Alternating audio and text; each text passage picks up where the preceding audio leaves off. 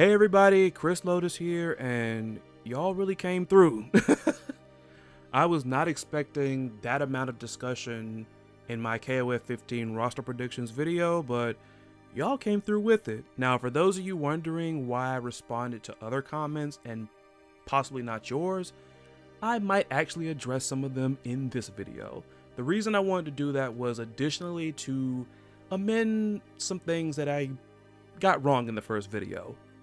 So without further ado, let's get into it. This will be section, let's call it 1.5 of my KOF 15 roster predictions. So let's get to the point about Team Anotherworld.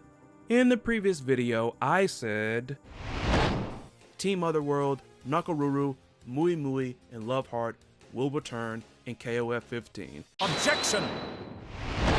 I missed a very blatant, obvious piece of information here.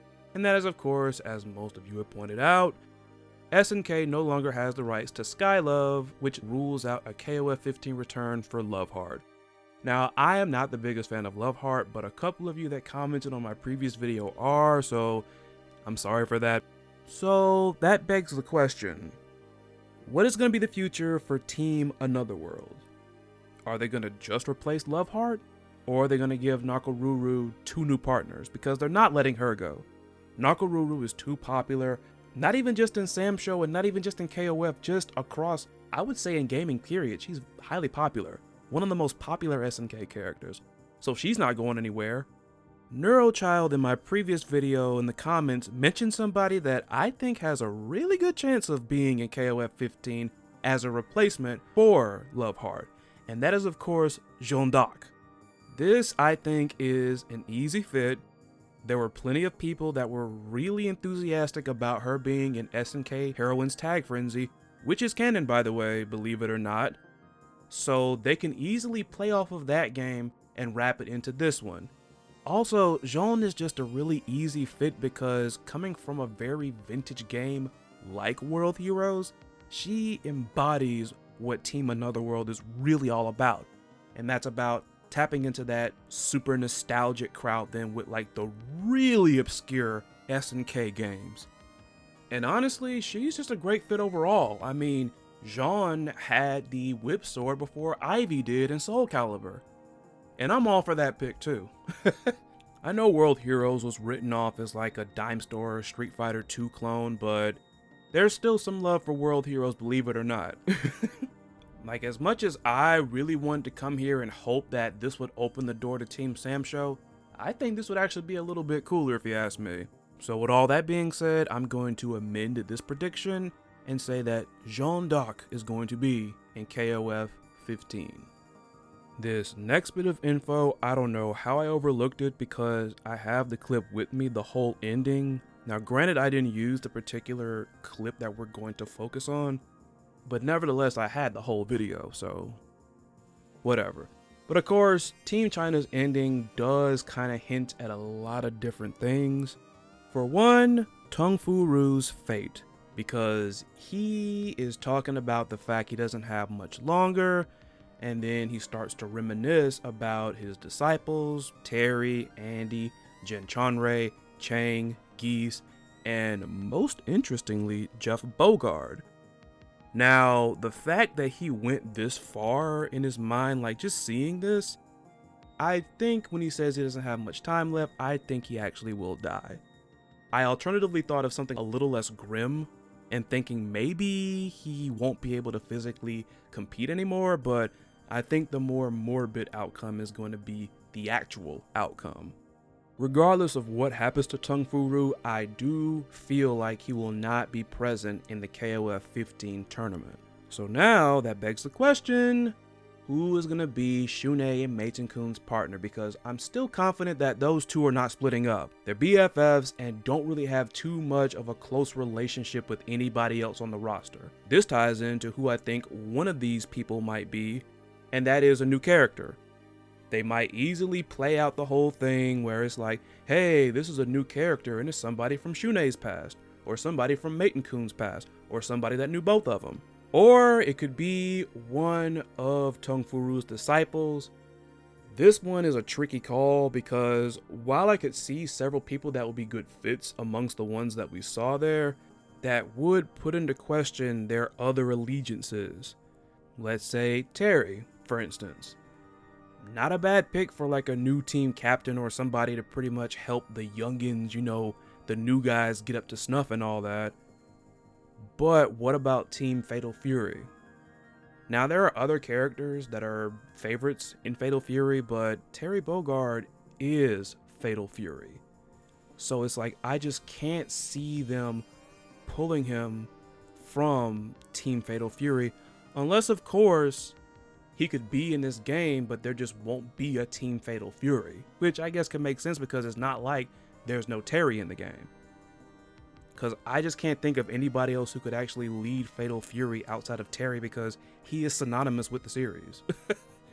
Andy, interestingly, me personally, I wouldn't have a problem with Andy leading Meiten Kun and Shun'ei. I mean, Andy might not be as popular as Terry, but Andy's a veteran. I can see him pulling it off. JT in the previous video brought up an interesting point about the Jin Bros, because they have the whole red Oni, blue Oni thing going on, and maybe that might have something of a connection to Shun'ei, and that would be interesting, but I'm still of the belief that they're going to be trios in KOF 15, so I don't see them ditching Meiten Kun like that. If they surprise us and go back to 4 teams, that could be a pretty interesting team. The Jin Bros, Meiten Kun, and Shun'ei, that'd be kind of interesting. But specifically, he has Jin Chonrei in his mind in that case, Tung Fu Ru that is, so I mean he could be an easy insert into the team, I could see that. However, I do feel like the last person on Tung Fu Ru's mind in that ending would be the best choice to replace him. Like, imagine Jeff Bogard making his King of Fighters debut as a playable character, being mentor to the current protagonist of this arc. That's kind of huge. However, me personally, I haven't really come to a decision yet, but come part 2, hopefully I'll have something there, but I will amend my prediction and I will omit Tung Fu Ru. Most of these teams are not too shaken up. I was thinking something like Iori Leona and a new character, probably Gaidel or someone related to Orochi, and having Ikari with Maxima and 3 big dudes. Okay, I could see that. As I said, the Ikaris and Team K-Dash do get along, so... And having a team of tanky dudes in the form of Ralph Clark and Maxima actually wouldn't be bad. Though I do wonder, are they going to, like, be cool with having Maxima away from K-Dash, though? I don't know. I'd be surprised. It'd be a good surprise. King of Dinosaurs, King, Duck King. King team. With SNK giving other companies their characters, I'm really hoping there's a new Team Another World with a Tekken character, a Melee character, someone not SNK related. I'd be all for that. I mean, SNK characters have been all over the place in the past while or so. You had Iori in Million Arthur Arcane of Blood, Terry Bogard in Fighting EX Lair, Terry Bogard in Smash, as you just mentioned there, Geese Howard in Tekken 7, Haomaru in Soul Calibur. So yeah, SNK characters have been all over the place, but the way I've seen SNK recently incorporate guest characters into their games has been a little weird. Now I know Sam Show is only 1 game, but I'm going off of more recent practices, but they went and they got the Warden, who I really wasn't a fan of, and they got Gong Soon Lee from Honor of Kings. Interesting character.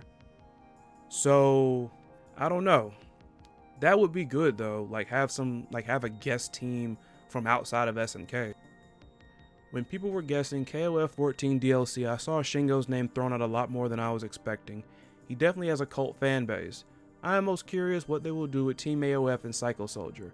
Rio said he is leaving Southtown at the end of 14 and took Marco with him. Then with Psycho Soldier, Kinso and Bao's dragon powers were wanted by Ron, which is a continuing storyline that hasn't been brought up in a while. Looking forward to part 2. I appreciate that, Mustachioed Bear. I like that name. Since you brought it up, let me get to that because this is going to be my extra treat for y'all being so awesome. I was going to put some predictions out that are kind of incomplete because I'm just stuck at an impasse with a couple of these ideas. But there's proof to back up the fact that they might happen. The biggest issue is mostly with me trying to like assemble a team. So, in regards to Rio leaving Southtown, I could totally see Rio breaking off and starting his own team. That would definitely be a shakeup. That would definitely be a drastic change.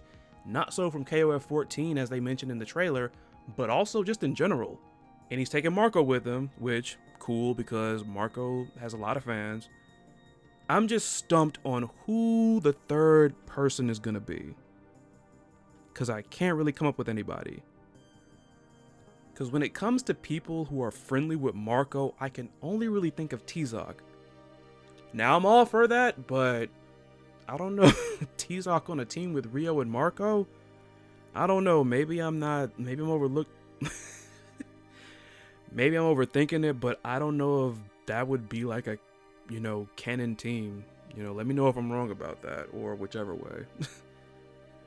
And since you mentioned that, where does that leave Team AOF? Now, seeing that Yuri and Robert both stayed back to help with the restaurant, I can still see them possibly teaming up. The problem with that is also, just like the previous team, who is going to be their third person? Because I'm confident that they're going to roll with the whole Rio leaving Southtown thing and like the guy being a lifelong member of Team AOF, who's going to replace him? Like, is Takuma coming back? Because Takuma has kind of been in and out of retirement a couple of times over the span of the KOF games. So, is he going to get off of retirement now to possibly get money to help the restaurant? I don't know. Also, could possibly King rejoin them? Because she was on the team in KOF 2000. Or could they possibly also melt down Team AOF and make it Team Southtown, which would give them some options, because they got plenty of options in that case. They could get Bob Wilson in there with them, who helped them with the restaurant. Richard Meyer if he wanted to. I know it was a humorous ending, but like he was trying to use a Kyoko Genryu technique there. Maybe he sharpened his tone or whatever. I don't know. I'm kind of joking, but yeah, again, I don't know who the third person here would be. And also, with that in mind, that leads me to the women's fighters team. Now, I know for sure that Maya's got to be on this team or on a team. SNK does not want another no Mai no buy campaign. Pretty sure they've learned from that now. So, we didn't really get any hints from the humorous ending in 14 with the women fighters team. Or maybe we did, because we saw a lot of familiar faces in that ending from previous incarnations of the team. So, are some of them coming back? Blue Mary has got to be on the main roster. She has to. SNK, this is one of your most popular characters around then. Why are you steady relegating her to DLC? And also, I see Alice has fans. I like Alice. Is she gonna come back? I'd be all for an Alice return. But I would just like the third person on the women's fighters team, if she comes back, to be someone different, which, if all the pieces fall into place, let's say for instance, going back to Team AOF, let's say for instance, Team AOF is going to be Yuri, Robert, and King. Okay, that's kind of a shakeup from 14, albeit it's just one character switched over. So in that case, with the women fighters team, have it Mai, and if they feel Alice is popular enough to be brought back, bring back Alice, and put Blue Mary with them on the main roster. On the main roster, please. And if they just drop poor Alice and she doesn't come back, she'll join Mei Lee Jinju as the second character to only be on the women's fighters team only one time. This team is one of the more diverse ones over the history of KOF, so this could go many ways.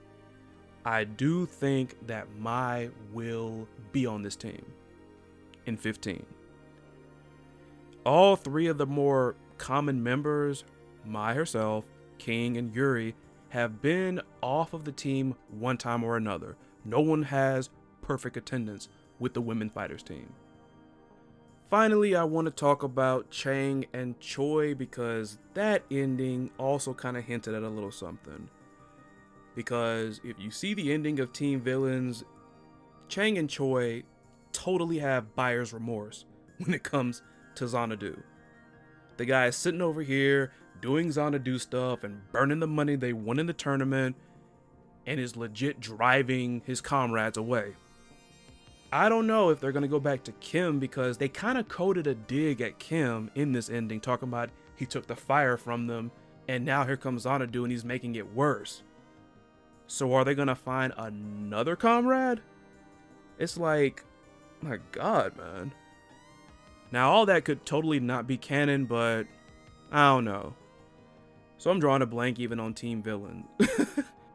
I do know, of course, that Chang and Choi will be together, but who is going to be the third man? So there you have it. That is my KOF 15 character predictions part 1.5. Part 2, I will make a decision for all of these different teams that I'm speculating about by then. But let me know what you think below. Keep the conversation going. I've really enjoyed it. This is Chris Lotus. I'll catch you all on the day of the trailer release. Goddamn!